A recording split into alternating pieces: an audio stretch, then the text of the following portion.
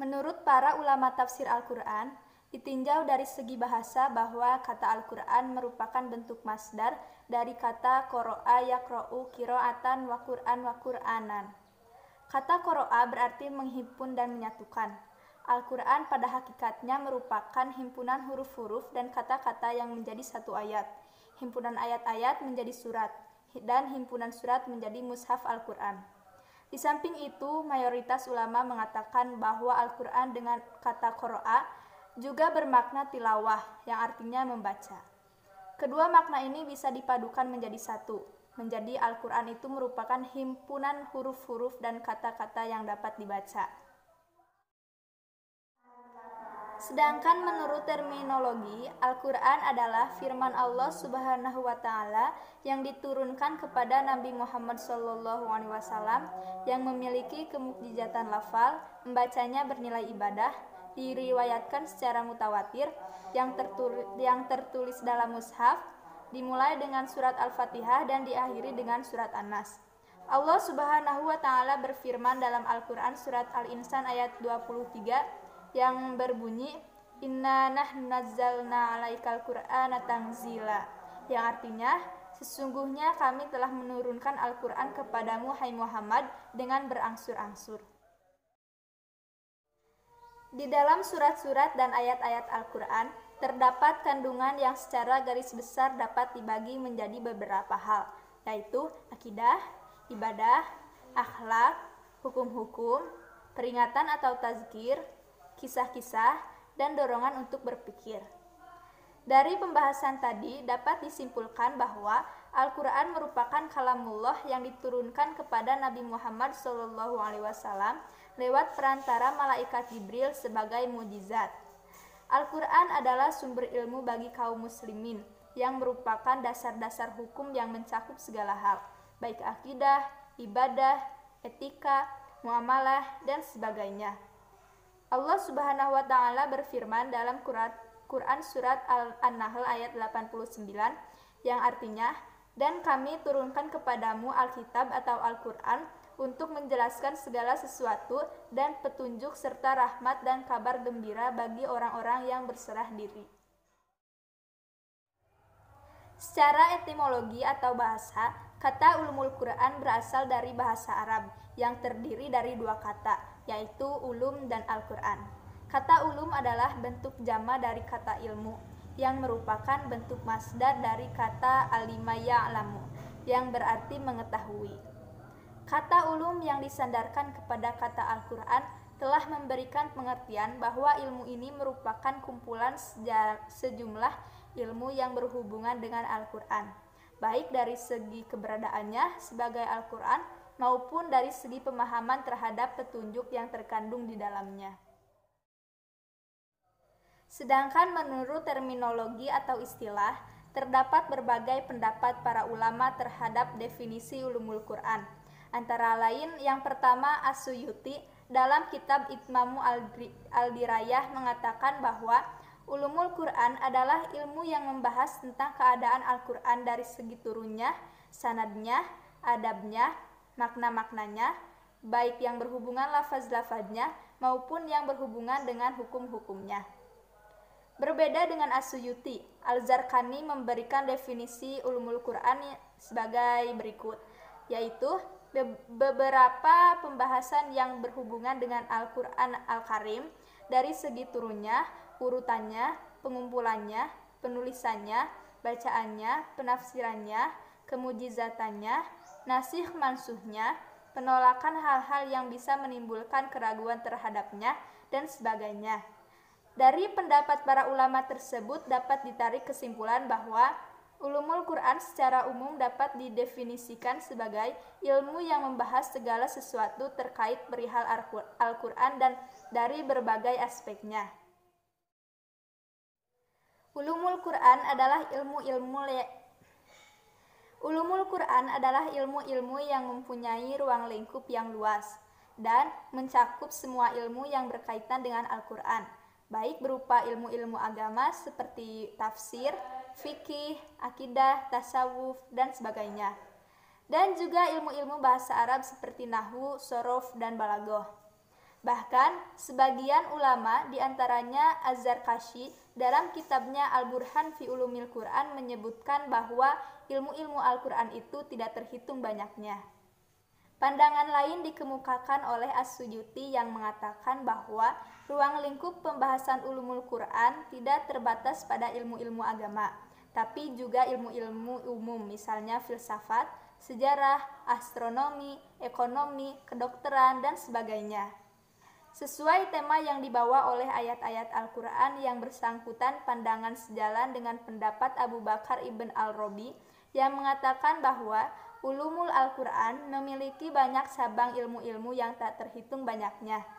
Beberapa ulama pemikir kontemporer yang sejalan dengan pendapat ini seperti Muhammad Abduh, Ahmad Nahrawi Salam, Ali Syariati, dan Harun Nasution. Beberapa pandangan tersebut memberikan pemahaman bahwa pada dasarnya yang menjadi pokok pembahasan ulumul Al-Quran adalah ilmu-ilmu agama dan bahasa Arab.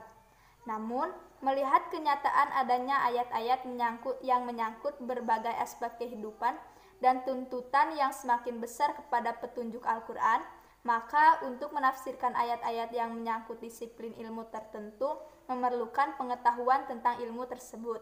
Misalnya, penafsiran ayat-ayat kauniyah memerlukan pengetahuan astronomi, ayat-ayat ekonomi memerlukan ilmu ekonomi, dan ayat-ayat politik memerlukan ilmu politik, dan sebagainya.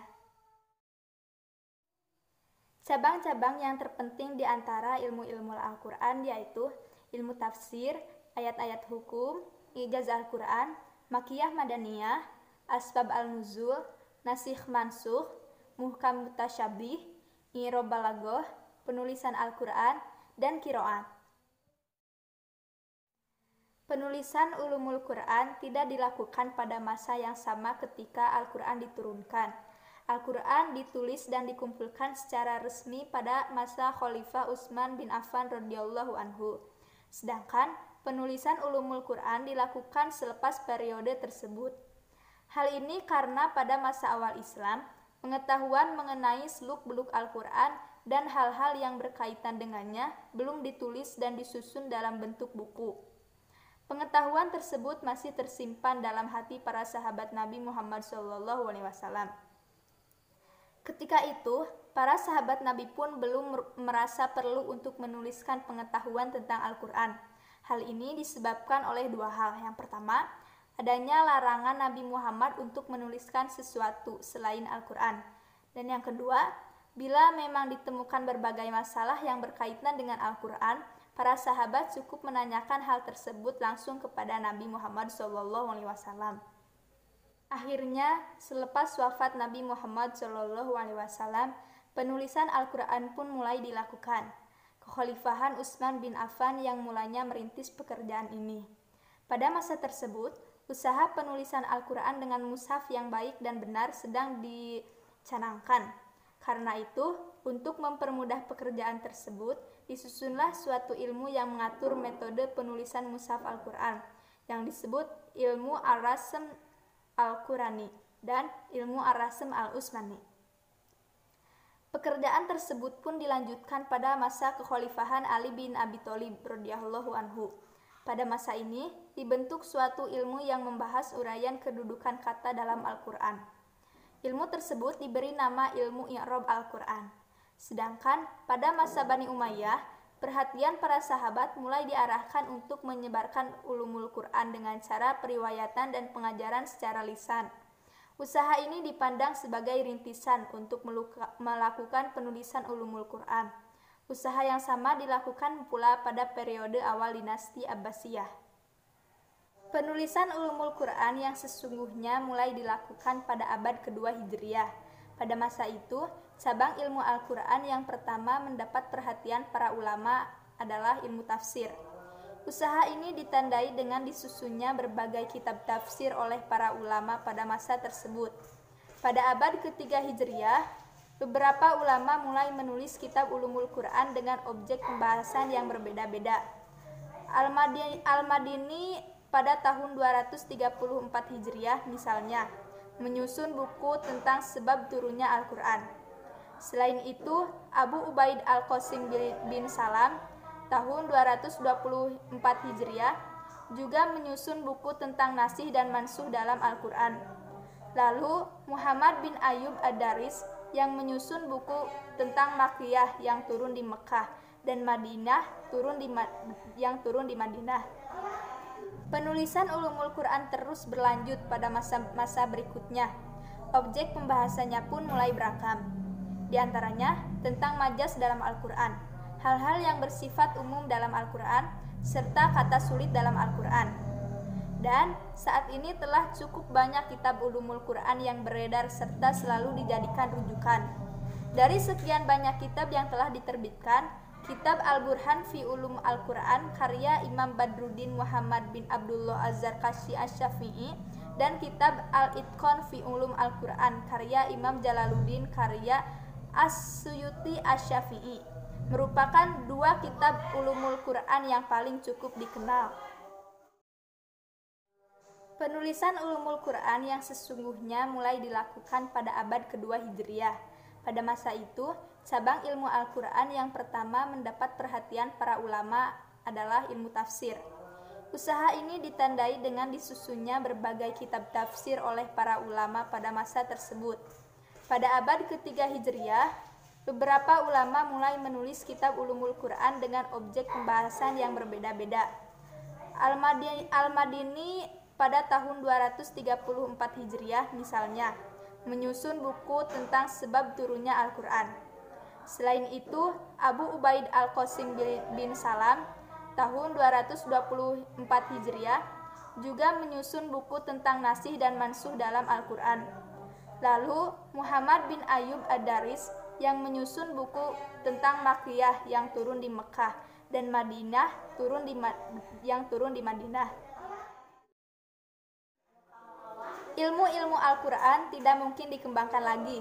Salah satunya adalah tentang asbabun nuzul. Para ulama mengetahui asbabun nuzul adalah riwayat sahih yang berasal dari Rasulullah atau dari sahabat. Karena pemberitahuan seseorang sahabat mengenai hal seperti ini bila jelas, maka ini bukan sekedar pendapat, tetapi memiliki hukum marfu atau disandarkan pada Rasulullah SAW. Al-Wahidi mengatakan tidak halal berpendapat mengenai asbabun nuzul kitab kecuali dengan berdasarkan riwayat atau mendengar langsung dari orang-orang yang menyaksikan turunnya, mengetahui sebab-sebabnya dan membahas pengertiannya. Jadi kesimpulannya, ulumul Quran atau ilmu-ilmu Al-Quran adalah ilmu yang membahas tentang masalah-masalah yang berhubungan dengan Al-Quran dan beberapa segi seperti dari asbabun nuzul, sebab-sebab turunnya Al-Quran, pengumpulan dan penerbitan Al-Quran, dan juga pengetahuan tentang surat-surah Mekah dan Madinah. Ulum Al-Quran juga adalah ilmu yang mempunyai ruang lingkup yang cukup luas dan mencakup semua ilmu yang berkaitan dengan Al-Quran, baik berupa ilmu-ilmu agama seperti tafsir, fikih, akidah, tasawuf, dan sebagainya, termasuk ilmu-ilmu bahasa Arab seperti nahwu, shorof, balaghah, dan sebagainya. Bahkan sebagian ulama diantaranya Az-Zarkashi dalam kitabnya Al-Burhan fi Ulumil Quran menyebutkan bahwa ilmu-ilmu Al-Quran tidak terhitung banyaknya. Kemudian disimpulkan bahwa Al-Quran adalah firman Allah yang bersifat mukjizat yang diturunkan kepada Nabi Muhammad SAW dengan perantara malaikat Jibril yang tertulis dalam mushaf-mushaf yang dinukil kepada kita secara mutawatir. Membacanya bernilai ibadah yang diawali dengan surat Al-Fatihah dan diakhiri dengan surat An-Nas. Mungkin sekian dari saya. Terima kasih. Assalamualaikum warahmatullahi wabarakatuh. Alhamdulillahi Rabbil Alamin Ar-Rahmanir Rahim Maliki Yawmiddin